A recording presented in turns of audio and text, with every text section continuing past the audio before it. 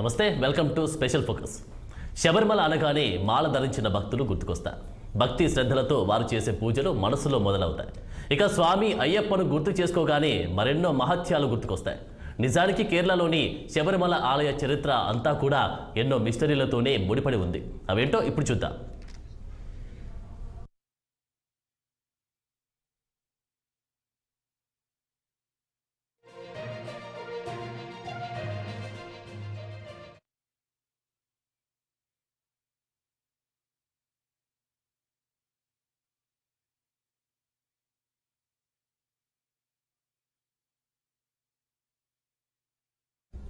స్వామి అయ్యప్పకు 18 సంఖ్యతో ఎంతో అనుబంధం ఉన్నట్లుగా ఉంది. 7 కొండల్లో నెలకొన్న శ్రీ వెంకటేశ్వరుడు తరహాలోనే స్వామి అయ్యప్ప 18 కొండల మధ్య నెలకొన్నాడు. శ్రీరాముడికి తీయటి పండ్లు అందించిన శబరి ఉదంతం చోటు చేసుకున్నది ఈ కొండల్లోనే అని చెబుతారు. స్వామిని దర్శించుకునేందుకు ఎక్కాల్సిన మెట్లు సైతం 18 కావడం విశేషం. ఈ 18 మెట్లను ఈ 18 కొండలకు గుర్తుగా చెబుతారు. అంతేకాదు, మనసులోని 18 రకాల గుణకాలం కూడా ప్రతీకలుగా ఈ మెట్లను పరిగణిస్తారు. ఇక స్వామి అయ్యప్పకు 18 రకాల ఆయుధాలు ప్రయోగించడంలో నైపుణ్యం ఉందని చెబుతారు.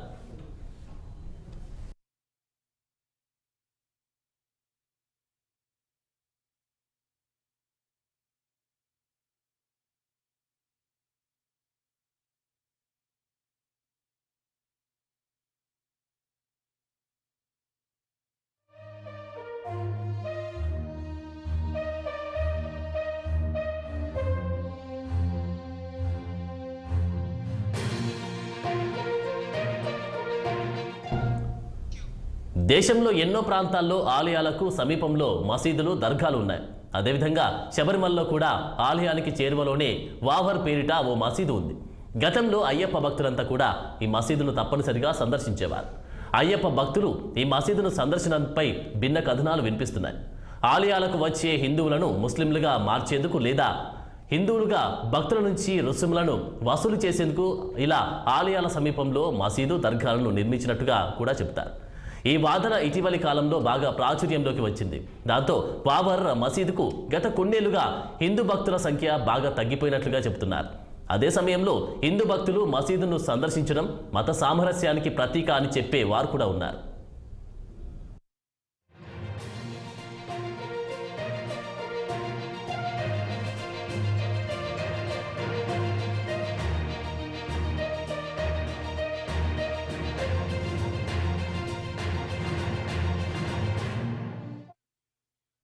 స్వామి అయ్యప్ప ప్రధానంగా కింది కులాల దైవమని కొందరంటారు.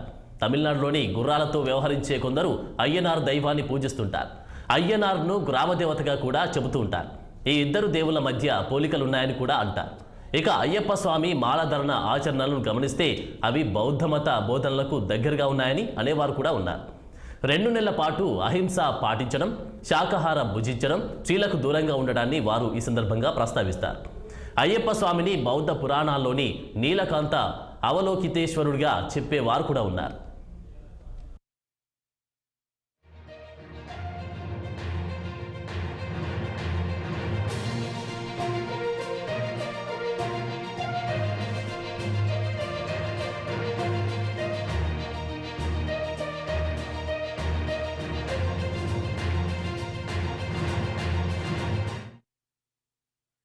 ఒకప్పుడు కేరళలో కొంతమేరకు దక్షిణ కర్ణాటకలో మాత్రమే స్వామి అయ్యప్ప మాలాధరణ ఉండేది.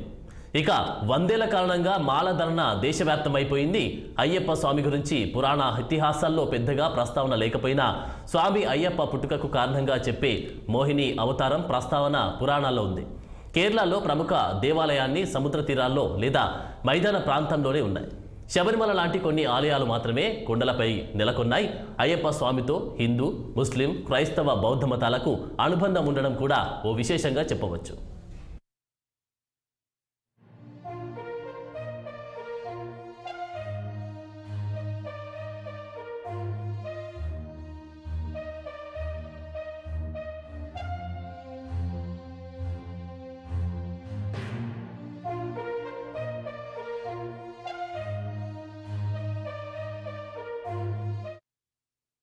ఇక అయ్యప్ప స్వామితో క్రైస్తవానికి అనుబంధం ఉంది. అయ్యప్ప స్వామి దర్శనం అనంతరం కొంతమంది భక్తులు అర్ధుంకల్ చర్చిని సందర్శిస్తారు. అక్కడ పూజల అనంతరం మాలను తీసేస్తారు. కేరళలో చర్చి ప్రాబల్యం పెరిగిన నేపథ్యంలో ఒకనాటి భక్తులపై క్రైస్తవ్యం ఒత్తిడి ఆరూపంలో ఉండవచ్చన్న వాదనలు ఉన్నాయి. మొత్తానికి కేరళలో ఏ మతం ప్రాబల్యం అధికంగా ఉంటే ఆ మతానికి సంబంధించిన ఉదంతాలు అయ్యప్ప స్వామి మాలధరణ విషయంలోనూ చోటు చేసుకున్నాయి. 12వ శతాబ్దం నుంచి ఆలయ నిర్వహణలో వైదిక ఆచారాలు చోటు చేసుకున్నాయని కొందరు అంటుంటారు.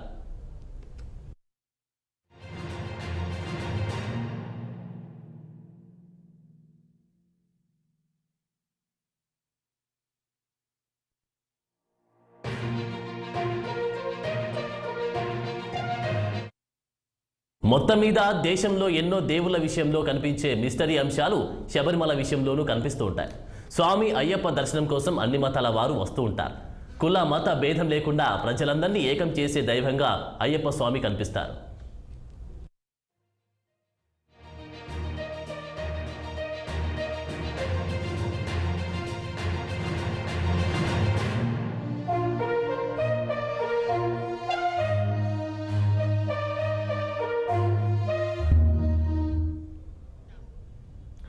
ఇది వాటి స్పెషల్ ఫోకస్. మరో ఎపిసోడ్లో మళ్ళీ కలుద్దాం. నమస్తే.